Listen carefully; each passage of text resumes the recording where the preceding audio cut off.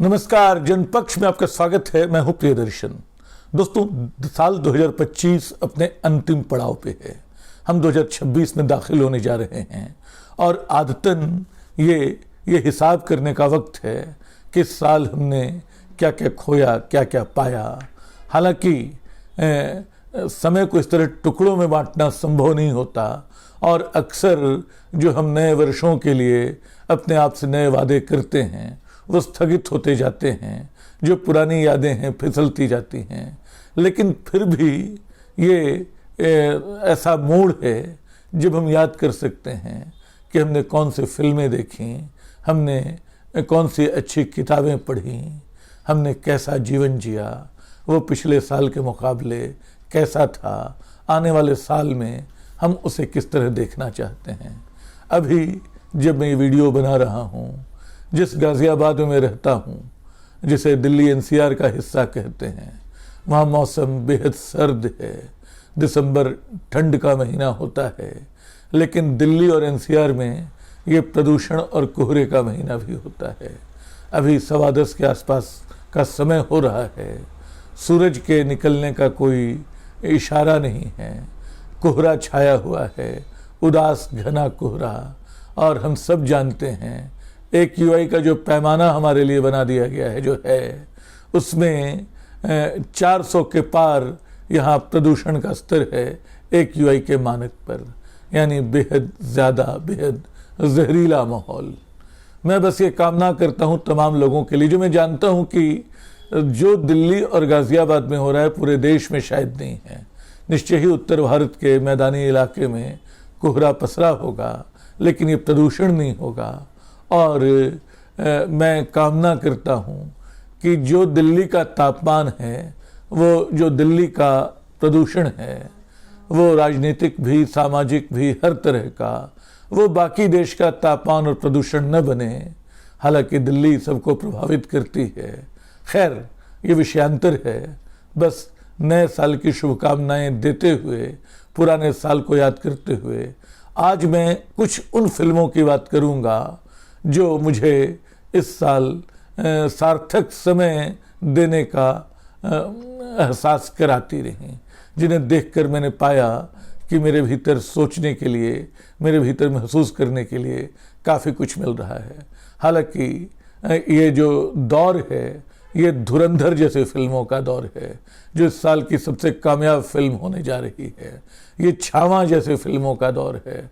बहुत बड़े विशाल बजट से, विशाल सेट्स से बनी हुई फिल्मों का, सैयारा जैसी रोमांटिक फिल्मों का दौर है। लेकिन फिर भी कुछ ज़िद्दी फिल्मकार हैं, कुछ अलग तरह के लोग हैं जो ऐसी फिल्में बना डालते हैं जो हमें चुभती भी हैं, हमारा पीछा भी करती हैं। ऐसी एक फिल्म जो लगातार चर्चा में है, नीरज घायवान की होम बाउंड है, जो इसलिए भी चर्चा में है कि वो ऑस्कर की दौड़ में शामिल है। आपको याद होगा कि ये दो दोस्तों की कहानी है।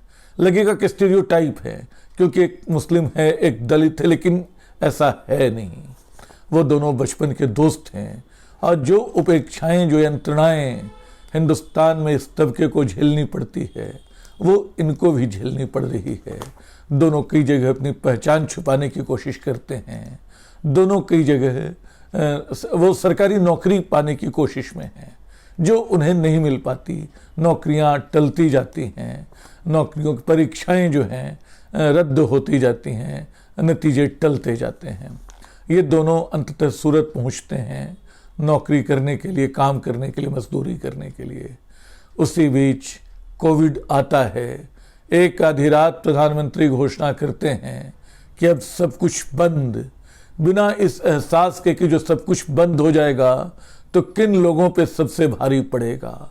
और उसके बाद हिंदुस्तान के लाखों परिवार जो अपने अपने शहर छोड़कर, जिन शहरों में उन्होंने बड़े घर बनाए थे, बड़ी दुकानें बनाई थी, जो शहर उनकी वजह से चमकते दमकते रहते थे, उनको छोड़कर अपने बच्चों के साथ अपना बचा खुचा सामान उठाए हजारों मील की पैदल यात्रा पे चल देते हैं।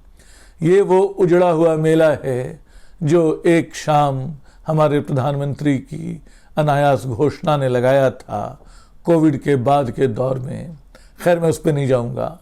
ये जो फिल्म है इसमें भी ये दो दोस्त लौटते हैं, लौटने की कोशिश में क्या कुछ होता है इस पर यह फिल्म है। कैसे एक दोस्त मारा जाता है, रास्ते में उसको लू लग जाती है और उसको बचाया नहीं जाता है, उसको लौट कर उसके घर दूसरा दोस्त उसको लेकर आता है। कहानी कहने को बस इतनी है, लेकिन उसमें इतनी तहें हैं, उसमें हमारे व्यवहार के, हमारे जीवन में घटने वाले भेदभाव के, जो हम अनजाने भी कभी कभी संभव होने देते हैं, इतने लेयर्स हैं कि आप लगातार ये फिल्म देखते रहते हैं और आपको कुछ कचोटता रहता है। इसे शायद इत्तेफाक ही कहें कि साल जो फिल्में बनी उनमें जो 5 फिल्मों का जिक्र आज मैं करूंगा, उनमें 3 फिल्में ऐसी हैं जिनका वास्ता जातिवाद के दंश से है। होम बाउंड के अलावा दूसरी फिल्म शाजिया इकबाल द्वारा निर्देशित धड़क 2 है। धड़क 2 वैसे तो एक तमिल फिल्म पेरियरम पेरुमल का रीमेक है, लेकिन वो बिल्कुल उत्तर भारतीय समाज के यथार्थ को रखने वाली फिल्म है। एक लड़का जो दलित बस्ती से आता है, अपने समाज की हकीकत को बदलना चाहता है, वकील बनना चाहता है, लॉ की पढ़ाई कर रहा है, और उसकी एक दोस्ती भी हो जाती है एक लड़की से जो समझती है शायद उसको, लेकिन बाकी समाज उसको समझने को तैयार नहीं है, अपने साथ जगह देने को तैयार नहीं है। ये लड़ाई बहुत आगे जाती है। दोनों का प्रेम प्रसंग भी है जिसके सामने दुनिया खड़ी है, जिसके सामने एक भीषण यथार्थ खड़ा है। लड़के का पिता है जिसको मालूम है कि पढ़ लिख कर भी कुछ नहीं होगा, क्योंकि पढ़े लिखे लोगों की दुनिया ज़्यादा शातिर ढंग से ये भेदभाव करती है।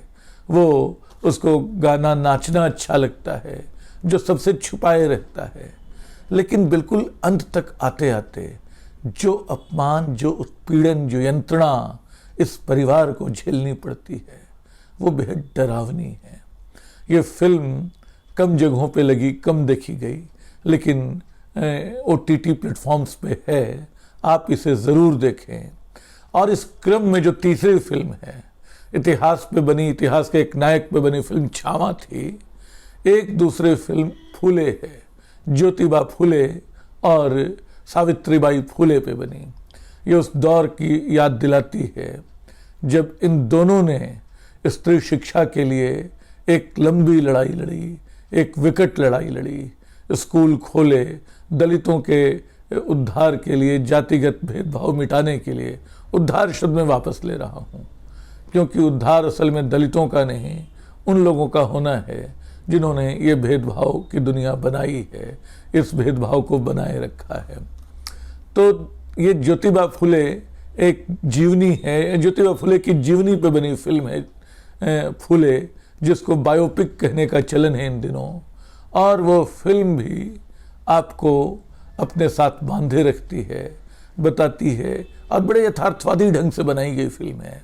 अभी तो मैं इन फिल्मों के कला पक्ष की ओर बात ही नहीं कर पा रहा हूँ, लोगों के अभिनय की बात ही नहीं कर पा रहा हूँ।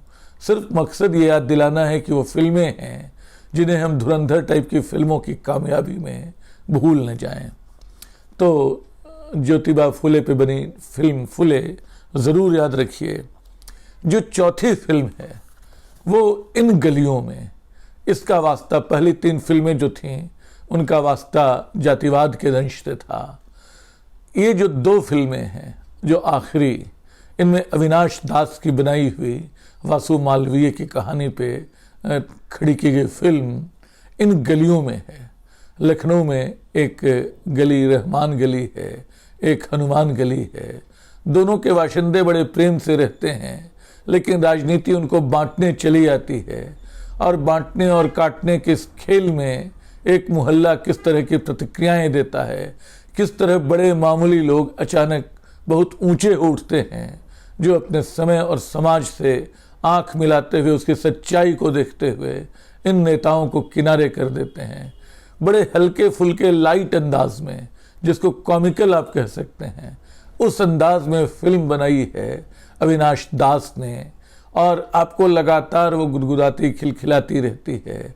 उसमें एक शायर है, एक कवि है, एक पागल भी है जो हिंदुस्तान की हकीकत बयान करता रहता है, जिसकी मार्फत आप इस पूरे समाज को, उसके विक्षोभ को पढ़ सकते हैं। तो अविनाश दास की वो फिल्म इन गलियों में, वो भी कम जगहों पे दिखी, उसको मिल जाए ज़रूर तो देख लीजिएगा। और इसी कॉमिकल अंदाज में इत्तेफाक से पिछले दिनों जिस एक फिल्म के बारे में मैंने बात की थी, वो फिल्म थी द ग्रेट शमसुद्दीन फैमिली, जो अनुषा रिजवी की बनाई हुई फिल्म है। अनुषा रिजवी की उस फिल्म में फिर आपको एक छोटे से भारत का रूपक दिखेगा, उस भारत का जिसको किनारे करने की कोशिश हो रही है। असल में इन पांचों फिल्मों की एक खासियत ये है, वो यथार्थवादी सिनेमा तो है, लेकिन वो आज जो एक विराट नकली महाआख्यान बनाया जा रहा है, उसके समानांतर खड़ी वो फिल्में हैं जो छोटे छोटे सच सामने ले आती हैं, जिंदगी की छोटी छोटी धुक धुकियों को पकड़ती हैं। इनको देखते हुए आपको कई वास्तविक किरदार भी याद आते हैं। बोलते बोलते मुझे ध्यान आया, जिस धड़क 2 का मैं जिक्र कर रहा था, उसमें रोहित वेमुला की भी आपको याद आएगी। और भी किरदार याद आ सकते हैं दूसरी फिल्मों में, क्योंकि सब हमारे आसपास हैं, हमारे जीवन के हैं। तो दोस्तों, ये 5 फिल्में जो इस साल की हैं, इनको न भूलिए, देखिए। हो सकता है कुछ और फिल्मों पे मैं बात करूं, हो सकता है कुछ और किताबों में बात करूं। तब तक के लिए विदा। शुक्रिया।